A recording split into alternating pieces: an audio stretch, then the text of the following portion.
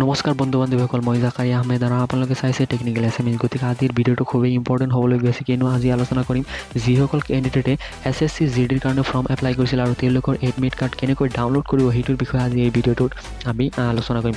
গতিকে ভিডিঅ'টো একদম শেষলৈকে চাব আৰু স্কিপ নকৰিব। যদি আপোনালোকে ভিডিঅ'টো স্কিপ কৰে তেনেহ'লে সম্পূৰ্ণ প্ৰচেছটো আপোনালোকে ভালকৈ বুজি নাপাব। গতিকে আহক আমি ভিডিঅ'টো ষ্টাৰ্ট কৰোঁ। আৰু তাৰ আগতে যদি আপোনালোকে চেনেলটো নতুনকৈ ভিজিট কৰিছে, চেনেলটো ছাবস্ক্ৰাইব কৰিব, লগতে লাইক শ্বেয়াৰ কমেণ্ট কৰিবলৈ নাপাহৰিব। গতিকে আহক আমি ভিডিঅ'টো ষ্টাৰ্ট কৰোঁ। সো বন্ধুসকল, পোনপ্ৰথমে আপোনালোকে কি কৰিব, আপোনাৰ মোবাইলৰ যিটো ক্ৰম ব্ৰাউজাৰ আছে সেই ক্ৰম ব্ৰাউজাৰটো আপোনালোকে কি কৰিব, অ'পেন কৰিব। সো অ'পেন কৰাৰ পিছত আপোনালোকে কি কৰিব, আপোনালোকে চাৰ্চ বাৰত আপোনালোকে চাৰ্চ কৰি ইয়াত আপোনালোকে চাৰ্চ বাৰত চাৰ্চ কৰিব indiafastjobalert.com। India first job alerts আপোনালোকে এইটো লিখি চাৰ্চ কৰি দিব। এইটো লিংক মই ডিছক্ৰিপশ্যন বক্সত দি দিম আৰু তাৰ পৰা আপোনালোকে এইটো চেক আউট কৰিব পাৰিব। সো আপোনালোকে ইয়াত দেখা পাইছে যে indiafastjobalert.com। সো আপোনালোকে ইয়াত ক্লিক কৰি দিব। সো ইয়াত ক্লিক কৰি দিয়াৰ পিছত আপোনালোকৰ সন্মুখত নতুন এটা ইণ্টাৰফেচ খোল খাব। সো আপোনালোকে অলপ স্ক্ৰল ডাউন কৰিব। স্ক্ৰল ডাউন কৰি আপোনালোকে ইয়াত দেখা পাইছে যে এডমিট কাৰ্ডৰ অপশ্যনটো আপোনালোকে ইয়াত দেখা পাইছে। সো আপোনালোকে প্ৰথমটো যিটো দেখা পাইছে SSC GD CVT admit card 2021 written exam call letter download. So আপোনালোকে ইয়াত ক্লিক কৰি দিব। সো ইয়াত ক্লিক কৰি দিয়াৰ পিছত আপোনালোকৰ সন্মুখত নতুন এটা ইণ্টাৰফেচ খোল খাব। সো আপোনালোকে এতিয়া অলপ স্ক্ৰল ডাউন কৰিব। স্ক্ৰল ডাউন কৰি ইয়াত আপোনালোকে কি কৰিব, বহুতকেইটা দেখা পাইছে। সো আপোনালোকে ইয়াত দেখা পাইছে যে SSC GD admit card and status check link. গতিকে আপোনালোকে ইয়াত দেখা পাইছে, গতিকে উত্তৰ প্ৰদেশ আৰু বিহাৰৰ যিটো সেইটো লিংক অ'পেন হৈ গৈছে, ৰাজস্থান দিল্লীৰ কাৰণে অ'পেন হৈ গৈছে, আছাম ত্ৰিপুৰা অৰুণাচল প্ৰদেশ গোটেইকেইটা আপোনালোকে ইয়াত দেখা পাইছে লিংকবিলাক এক্টিভেট হৈ গৈছে। গতিকে মই আছামৰ পৰা বিলং কৰোঁ। গতিকে আপুনি যোনটো ৰাজ্যৰ পৰা বিলং কৰে, ষ্টেটৰ পৰা বিলং কৰে, সেইটো আপোনালোকে ইয়াত আপোনালোকে ভালকৈ চাই আপোনালোকে সেইটোত ক্লিক কৰি দিব। চ' মই আছামৰ পৰা কৰোঁ, মই আছামত ক্লিক কৰি দিম। সো ইয়াত ক্লিক কৰি দিয়াৰ পিছত আপোনালোকৰ সন্মুখত নতুন এটা ইণ্টাৰফেচ খোল খাব। সো আপোনালোকে ইয়াত দেখা পাইছে যে ষ্টেটাছ এণ্ড এডমিট কাৰ্ড। যদি আপুনি আপোনাৰ যিটো ৰেজিষ্ট্ৰেশ্যন ID আৰু ৰেজিষ্ট্ৰেশ্যন IDটো পাহৰি গৈছে, তেনেহ'লে আপোনালোকে কি কৰিব, 2 নম্বৰটোত আহিব। 2 নম্বৰটোত অহাৰ পিছত আপোনালোকে ইয়াত দেখা পাইছে ৰোল নং আৰু ডেট অফ বাৰ্থ।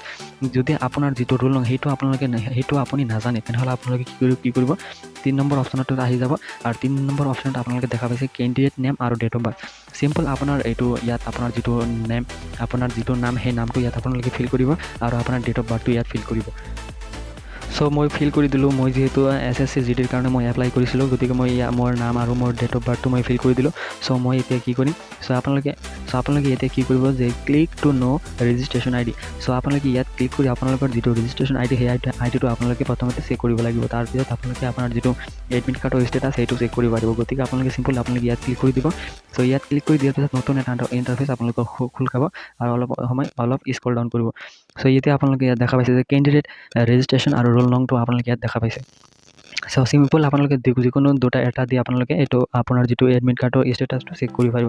মই চিম্পল ৰেজিষ্ট্ৰেশ্যন IDটো মই ইয়াৰ পৰা কপি কৰোঁ। কপি কৰাৰ পিছত আপোনালোকে কি কৰিব, অলপ ওপৰ ফালে আহি আপোনালোকে ইয়াত কি কৰিব, ৰেজিষ্ট্ৰেশ্যন ID আপোনালোকে ইয়াত দেখা পাইছে। চ' সেই ৰেজিষ্ট্ৰেশ্যন IDটো যেতিয়া মই এতিয়া যিটো মই কপি কৰিলোঁ সেইটো ইয়াত এতিয়া পেষ্ট কৰি দিম। পেষ্ট কৰি দিয়াৰ পিছত আৰু মোৰ যিটো ডেট অফ বাৰ্থ সেই ডেট অফ বাৰ্থটো ইয়াত মই ফিল কৰি দিম। চ' ফিল কৰি দিয়াৰ পিছত আপোনালোকে কি কৰিব, ইয়াত আপোনালোকে ক্লিক কৰি দিব। চ' ইয়াত ক্লিক কৰি দিয়াৰ পিছত আপোনালোকৰ সন্মুখত বেলেগ এটা ইণ্টাৰফেচ খোল খাব। চ' আপোনালোকে ইয়াত দেখা পাইছে যে মোৰ যিটো কেণ্ডিডেট নাম আহি গৈছে, candidate name, gender, date of birth, exam date, reporting time, exam time, city, admit card accepted. গতিকে একেবাৰে সকলো তথ্য আপোনালোকে ইয়াত দেখা পাইছে। আৰু মোৰ যিটো এডমিট কাৰ্ড সেই এডমিট কাৰ্ডটো ডাউনলোড কৰিব পাৰিম 29 তাৰিখৰ পৰা। গতিকে আজি হ'ল 16 তাৰিখ, 29 তাৰিখৰ পৰা মই এডমিট কাৰ্ডটো ডাউনলোড কৰিব পাৰিম। গতিকে এতিয়া আপোনালোকে চিম্পল আপোনালোকে যি ষ্টেটাছটো আপোনালোকে ইয়াত চেক কৰিব পাৰিব। আপোনাৰ এডমিট কাৰ্ডটো, আপোনাৰ যিটো এডমিট সেইটো একচেপ্টেড হৈছে নে নাই, ৰিজেক্ট হ'ল সেইটো আপোনালোকে চেক কৰিব পাৰিব। আপোনাৰ ডেট, এক্সামৰ যিটো ডেট সেই ডেটটো আপোনালোকে ইয়াত চাব পাৰিব। গতিকে যদি ভিডিঅ'টো ভাল লাগে তেনেহ'লে লাইক শ্বেয়াৰ কমেণ্ট কৰিবলৈ নাপাহৰিব আৰু চেনেলটো নতুনকৈ ভিজিট কৰিলে চেনেলটো ছাবস্ক্ৰাইব কৰিব।